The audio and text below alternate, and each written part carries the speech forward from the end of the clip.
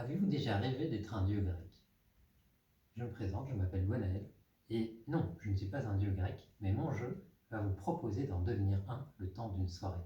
Titanomachia, qui signifie littéralement la guerre des titans, vous invite à revivre les événements mythologiques qui ont opposé Zeus et ses frères à son père Cronos et les siens. Alors, je précise que le jeu pourrait être transposé à un autre univers que celui de la mythologie, mais néanmoins, je trouve qu'il serait intéressant de représenter d'un côté le mont Othrys, avec le titan Cronos et ses semblables, en face les dieux qui occupent le mont Olympe. Il y a 3 mécanismes qui font de ce jeu de coopération de 1 à 6 joueurs, qui dure approximativement 1h30, un jeu unique en son genre.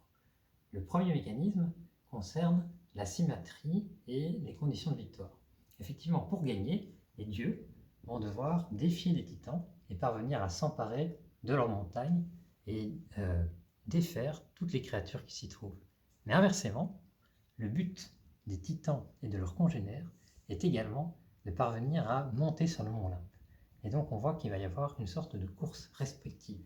À chaque tour de jeu, avant d'effectuer ces 2 actions, le joueur va ainsi lancer un dé. Et le résultat obtenu indique le long de quelle pièce va se déplacer la créature située au sommet de la pile. Si un deuxième 6 est obtenu au tour suivant, la créature avance d'une case et la suivante vient prendre sa place. De fil en aiguille, on voit ainsi que les créatures vont avoir tendance à occuper les cases et à se projeter dans toutes les directions du mont Olympe. Alors, si à un moment donné, un dieu et un titan se trouvent sur la même case, il y a un affrontement. Et à l'issue de cet affrontement, si le titan est vaincu, il va pouvoir être enfermé dans une des prisons. On en a 2 dans le Tartare et 2 également qui sont situées dans les profondeurs de l'océan. Ces cases prisons, une fois qu'y est enfermée une créature, doivent être défendues ardemment. Parce que si jamais une nouvelle créature vient prendre le contrôle de la prison et défait le dieu qui s'y trouve ou qu'il n'y a aucun dieu dessus, alors les prisonniers sont aussitôt libérés et renvoyés au sommet du mont Othrys.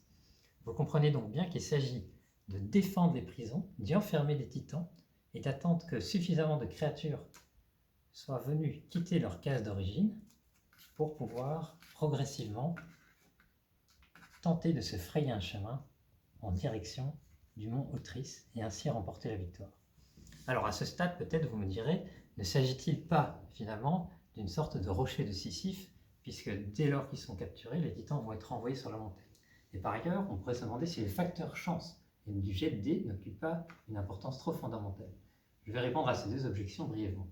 Tout d'abord, il faut savoir que certaines créatures comme les géants peuvent, à l'aide de jetons poison qui vont être récoltés dans le jeu, être éliminées à titre définitif.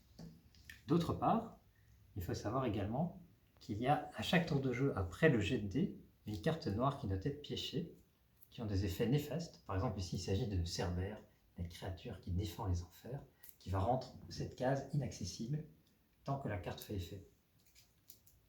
Il y a d'autres cartes, par exemple, comme le déluge, qui va avoir pour effet de défausser les 7 prochaines cartes noires. Et ce qu'il faut savoir, c'est que si toutes les cartes se vident à un moment donné, la partie est perdue. Donc la pile de cartes titanides joue comme une sorte de timer. Et à cause des cartes déluge, ça va assez vite.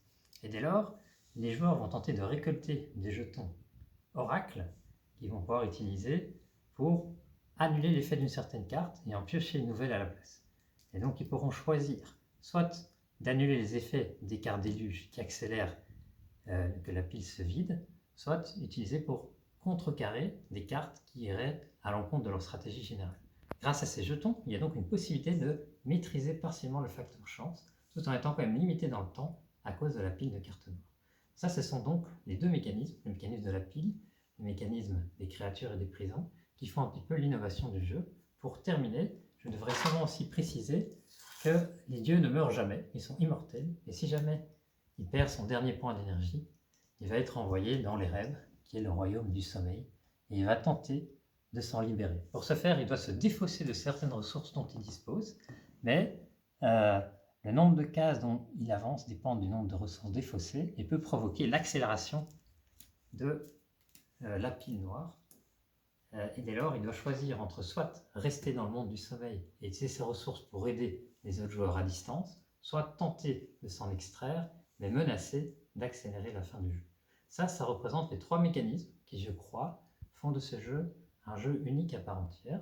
Il est dédié à des joueurs qui aiment le fun d'un jet de dés et d'un affrontement sans cesse renouvelé contre une horde d'invasion constante, tout comme il peut être adressé à des joueurs plus cérébraux qui aiment trouver le juste combo pour parvenir à se tirer de situations d'apparence inextricables. Donc voilà, si vous avez des questions sur mon jeu, n'hésitez pas à me contacter. Je suis évidemment tout à fait disponible à vous présenter une version online ou un manuel de règles complet illustré, ou enfin à vous envoyer un prototype. Donc sur ça, je vous souhaite une excellente journée et surtout soyez braves et n'hésitez pas à entrer dans la titanomaquia.